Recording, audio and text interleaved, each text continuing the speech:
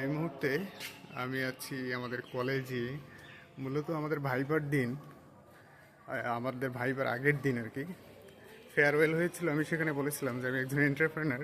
সেখান থেকেই আমাদের যে ডিপার্টমেন্ট হেড স্যার ছিল তিনি আমাকে জিজ্ঞেস করেন কী কী নিয়ে কাজ করে এসে। তো ওনাকে হাফ কেজি মধু প্রথমে নিয়েছিল। আজকে আবার উনি প্রায় 6টা ওষুধ খায়। তো উনি নিজেই আর কি আজকে আবার অর্ডার দিয়েছিল, আমি নিজেই ডেলিভারি দিতে আসলাম। স্যার বললো যে আমার অনেক বেনিফিটস পাচ্ছি এবং অনেক উপকার পেয়েছি, কয়েকদিন পর আবার অর্ডার করব।